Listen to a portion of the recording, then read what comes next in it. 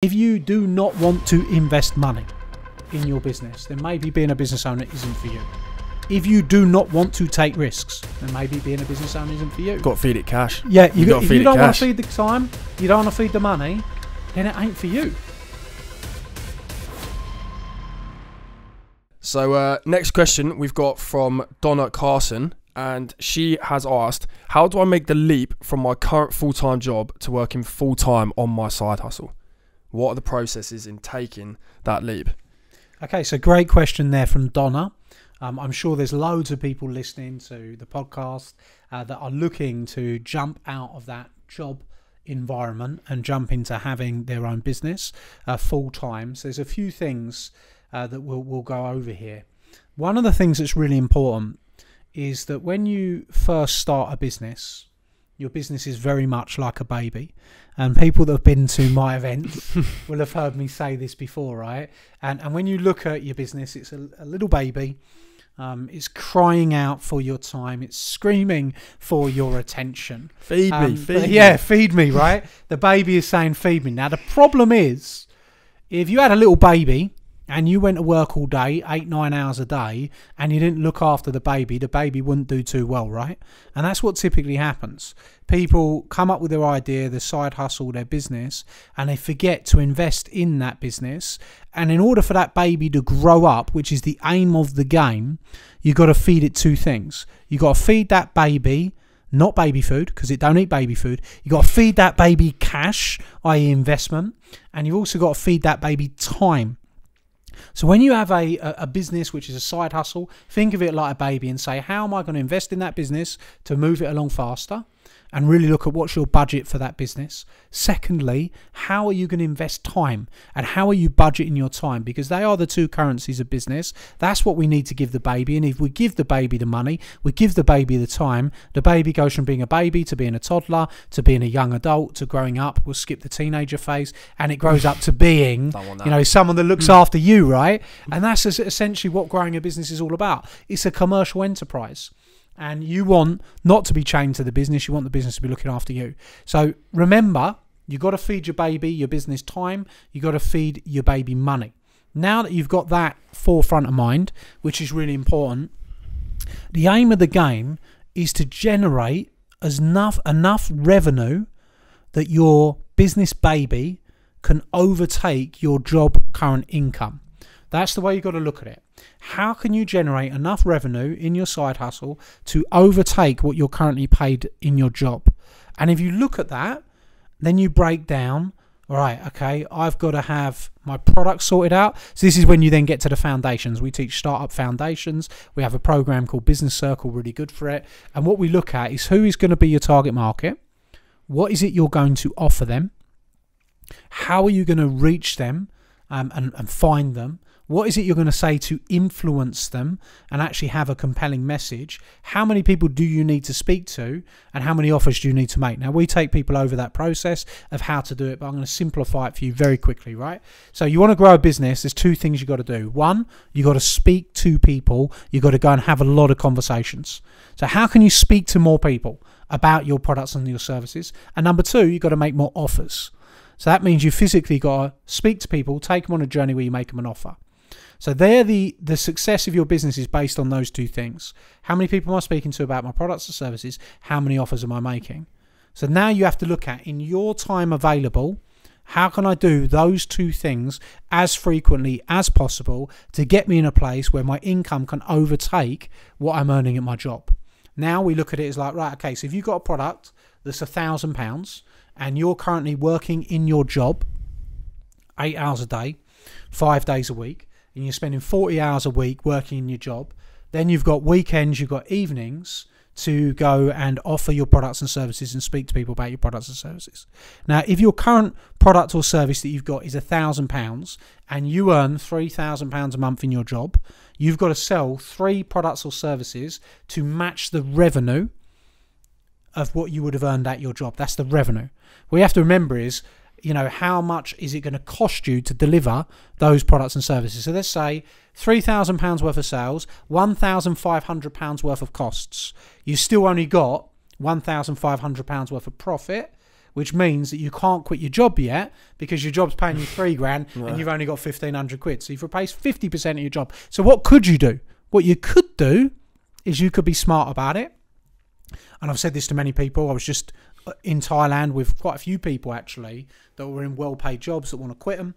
And the first thing I'd say is, right, they're getting some revenue, but it's not enough to quit. Well, what they've got to do is they've got to reduce their hours in their job. So you go to your job and say, I'm currently working 8 hours a day, 5 days a week. What I need to do is I need to work 4 days a week rather than 5. Because what you then got is you've got 8 hours on a Monday or a Friday or whenever it is to go and speak to more people and make more offers. Now you've got an 8-hour focused time. And then we go back to the ROTI, return on time invested. In those 8 hours, if you can go and get another 3 deals at £1,000, now you've actually replaced your income with the two combined. Make sense? Sorted. Hopefully that's all making sense to everybody and you're absolutely getting that. Now that we understand that, then all we've got to do is take our job down from 4 days to 3 days. And now you go and do the same thing. To 1. More conversation. Yeah, from 2 to 1. To whenever your boss is going to get the hump with you and say, are you fucking here or you're not here? Right? And then you go and you quit your job because you've actually done the moves the right way. So what I would do is start decreasing the time for money swap and start increasing the conversation and offers that you're having. And that is how you switch from being employed to running your own business. But I'm going to give a cautionary note on this as well because I think this is important. Like, a lot of people think that the only way is that they need to go and run their own businesses, and that's what a lot of people actually think. But that isn't actually true. You can still do well working within a business, working within a team for someone else, and you have to look at your nature as an individual. Are you entrepreneurial? Are you risk orientated? Are you okay with investing money? Because this is the thing. If you're an entrepreneur, you got to take risks. You got to invest money, and you got to invest in time, and you got to be creative. If you do not want to invest money in your business, then maybe being a business owner isn't for you. If you do not want to take risks, then maybe being a business owner isn't for you. Got to feed it cash. Yeah, if you don't want cash. to feed the time, you don't want to feed the money, then it ain't for you, and that's okay. But what you should then do is you should look at building on your skill sets so you can add more value to someone that isn't afraid of taking those risks, so you can get paid more money because you built your skills. And there is more than one way to become wealthy. Yes, being a business for me is the greatest way that you can do it. But also remember, building on your skills is equally important. If you go and start a business when you have no skills, you're going to struggle. And let me tell you, that's what I did. 2008, started my first business. I had the skill of sales. I didn't have the skill of anything else. It was a tough year. So if you're currently employed, the first thing you should be doing is upping your skill game, and before making that leap as well, right? But that hopefully that can help good you, point. Donna, who asked the question.